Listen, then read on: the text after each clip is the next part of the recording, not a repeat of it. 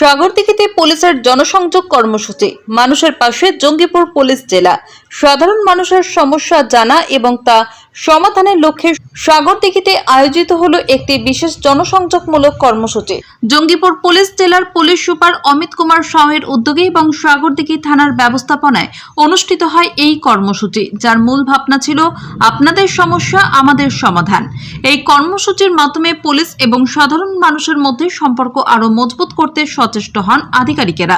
সাগরদিঘি থানায় আয়োজিত এই জনসংযোগ অনুষ্ঠানে স্থানীয় মানুষজন উপস্থিত হয়ে নিজেদের নানান সমস্যার কথা তুলে ধরেন এবং পুলিশ প্রশাসনের পক্ষ থেকে তা গুরুত্ব সহকারে শোনা হয়। অনুষ্ঠানে বাল্যবিবাহ রোধ এবং সাইবার অপরাধ সম্পর্কে সচেতনতা গড়ে তোলার উদ্দেশ্যে গুরুত্বপূর্ণ আলোচনা করা হয়। উপস্থিত ছিলেন থানার উচ্চপদস্থ পুলিশ কর্মীরা, সমাজের বিশিষ্ট ব্যক্তিবর্গেরা এবং এলাকার সাধারণ মানুষেরা। পুলিশ সুপার অমিত কুমার সাহ জানান, সাগরদিঘি থেকে এই কর্মসূচির সূচনা করলাম। আগামী দিনে জঙ্গিপুর পুলিশ জেলার অন্যান্য থানাতেও এই কর্মসূচি চালু হবে।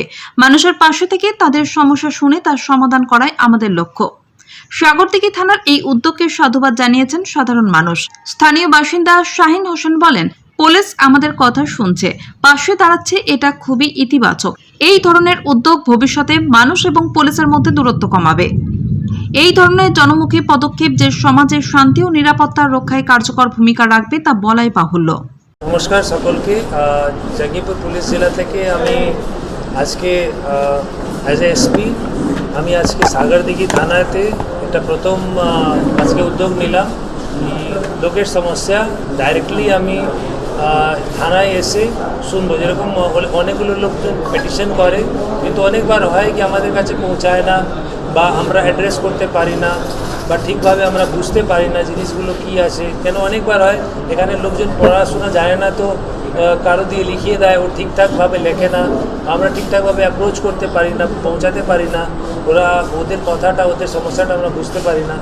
আমি এই উদ্যোগটা নিলাম, যেখানে লোকেদের সমস্যা, ওনাদের সমস্যা থাকবে, আমাদের সমাধান। তো এইরকম একটা ইনিশিয়েটিভ আজ থেকে চালু করলাম। এর মধ্যে আমি আজকে নিজে অনেকগুলো সমস্যা শুনলাম আর চেষ্টা করলাম ওদের সমাধান দেওয়ার। আর আমাদের কি এখতিয়ার আছে এটাও আমি বললাম। এটা শুধু আজ থেকে স্টার্ট হলো, এরপর থেকে আমাদের এডিশনাল এসপি সাহেব আছেন, এসডিপিও সাহেব আছে, মাঝখানে মানে মাসে একবার বা দুবার এরকম একটা রেগুলারলি ইন্টারাকশন করতে থাকবেন। এর অনেকগুলো ফল হবে। এটাতে একটা হবে কি, আপনার সমস্যার লোক ডাইরেক্টলি একটা সিনিয়র অফিসারকে বলছে, ওর সাথে সাথে ওর পজিটিভ একটা কনফিডেন্স পাবে কি হ্যাঁ আমাদের সমস্যা ঠিকঠাকভাবে পৌঁছাচ্ছে। অনেকজনের সমস্যা এটাই থাকে কি আমাদের সমস্যা ঠিকঠাকভাবে কেউ শুনতে পাচ্ছে কি পাচ্ছে না। তো এটা একটা প্ল্যাটফর্ম দেওয়া ওদেরকে কি হ্যাঁ আপনার সমস্যা আমরা শুনলাম আর চেষ্টা করে আমরা ওটা রিজলভ করব, ওটা সলিউশন দেব।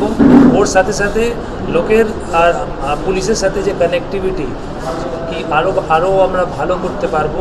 কি ওদের সমস্যা যখন শুনবো ডাইরেক্টলি এসে, তো এই যে কানেক্টিভিটি আছে, এই যে কমিউনিটি পুলিশিং আছে, আরও ভালোভাবে হবে, আরও আমরা ওদের কাছে পৌঁছাতে পারবো, ওদের সমস্যাটা রিজলভ করতে পারবো। এটা আজকে সাগরদিঘিতে করলাম। এরকম আমাদের আর যতগুলো থানাগুলো আছে ওখানেও আমরা নির্দিষ্ট টাইমে আমরা আগেই বলে দেবো কি এরকম একটা প্রকল্প ওখানে বা এরকম একটা ফাংশন প্রোগ্রাম হবে, কিছুদিন আগেই জানিয়ে দেবো, সো দ্যাট ওরা পাবলিকগুলো, ওখানকার লোকাল পাবলিকগুলো আসতে পারবে নিজের সমস্যা নিয়ে। মহতি উদ্যোগ। প্রত্যেকটা যে সমস্যা ব্যক্তিগত পারিবারিক তার মানে মূলেই বিনাশ করা, এই যে একটা মহতি প্রচেষ্টা, এটা খুবই কার্যকরী একটা পদক্ষেপ। এবং আমাদের যেটুকু জানা আছে এর আগে এই ধরনের প্রোগ্রাম হয়নি। এখন বর্তমান যে এসপি সম্মানীয় অমিত জি এই উদ্যোগ নিয়েছেন। এর আগে ঈদুজ্জোহার আগে উনি একটা পিস মিটিং করেছিলেন, সেটাও খুব সাড়া পড়েছিল মিটিংটায় এবং কার্যকরী হয়েছিল। এই ধরনের যদি আমরা পাই, পুলিশের সাপোর্টটা পাই, তাহলে আমাদের জীবনযাত্রার মান উন্নত হবে আর পুলিশের সঙ্গে মানুষের একটা আত্মিক যোগাযোগ গড়ে উঠবে। প্রথমেই স্বাগত জানাই এই ধরনের অভিনব উদ্যোগকে। তার প্রথম কারণ হলো যারা একেবারেই বিভিন্ন প্রান্তের সাধারণ মানুষ আছেন, নাগরিক আছেন, তারা অনেক সময় প্রশাসন বা এদের প্রতি একটা অনেক সময় সহজভাবে তাদের সঙ্গে ইন্টারাকশন করার একটা সুযোগ করে দিয়েছেন আজকে মুর্শিদাবাদ পুলিশ জেলার মাননীয় পুলিশ সুপার শ্রী অমিত কুমার সাউ মহাশয়। তাকে কৃতজ্ঞতা এবং ধন্যবাদ জানাই। এ ধরনের উদ্যোগ আরও বেশি হওয়া দরকার, যাতে সাধারণ মানুষ তাদের সমস্যার কথা খুব সহজভাবে তুলে ধরবেন এবং তার একটা সুন্দর সমাধানের পথ ও পন্থা বের হবে। আপনার এলাকার সমস্যার কথা জানালেন।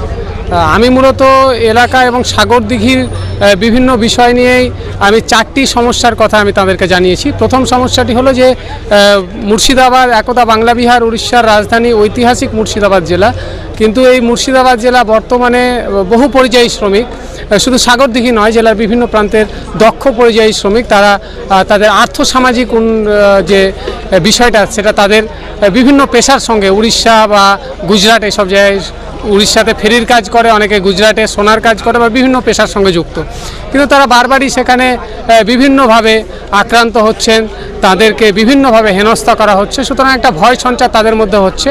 তারা যদি সেদিকে কাজ হারায় তাহলে সেই বিষয়টি, তাদের উপর এই ধরনের অমানবিক নির্যাতনের বিষয়টি যদি সুস্থভাবে সমাধান করা যায় সেই বিষয়ে আমি জানালাম এবং এসপি সাহেবও সেই বিষয়টি বললেন যে চিফ সেক্রেটারি ইতিমধ্যে চিঠি করেছেন এবং সমস্যার সমাধান হবে। পাশাপাশি আমাদের সাগরদিঘিতে পিডিসিএল আছে, এখানে এত শিক্ষিত বেকার যুবক আছেন তারা যদি স্কিল ডেভেলপমেন্টের মাধ্যমে তাদের কিছু চাকরি মানে অস্থায়ী চাকরি, শ্রমিক বা যাই হোক কিছু কাজের ব্যবস্থা করা যায়, কারণ সাগরদিঘি পিডিসিএলে এই স্থানীয়দের এই বিষয়টিতে আরও যতটা আলোকপাত করা দরকার সে বিষয়টি যদি দেখা হয় সে বিষয়টি বললাম। পাশাপাশি অনেক সময় মাধ্যমিক উচ্চ মাধ্যমিকের সময় ছাড়াও সারা বছরই উচ্চস্তরে বিভিন্ন জায়গায় লাউড স্পিকারের ব্যবহার করা হয়, সেক্ষেত্রে নির্দিষ্ট ডেসিবেল অনেক সময় মেনটেন করা হয় না, সেই বিষয়টি যদি একটা মনিটরিং করা হয়। কিছু কিছু জায়গায় চোলাই মদের কারবার চলছে, সেগুলো জানানোর পরেও সাময়িকভাবে বন্ধ হলেও স্থায়ী সমাধান হয় না, সেগুলো যদি স্থায়ী সমাধান করা হয়। কারণ একটা বাড়িতে যদি কেউ মদ্যপ অবস্থায় থাকে তাহলে তার পারিবারিক শিক্ষা সংস্কৃতি সব কিছুই নষ্ট হতে পারে, নারী নির্যাতনের মতো ঘটনা ঘটতে পারে, পরিবারের শিক্ষা থেকে বঞ্চিত হতে পারে।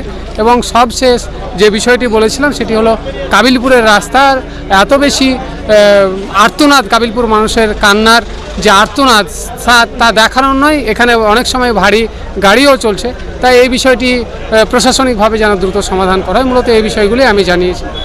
আপনার নাম? শাহিন হোসেন।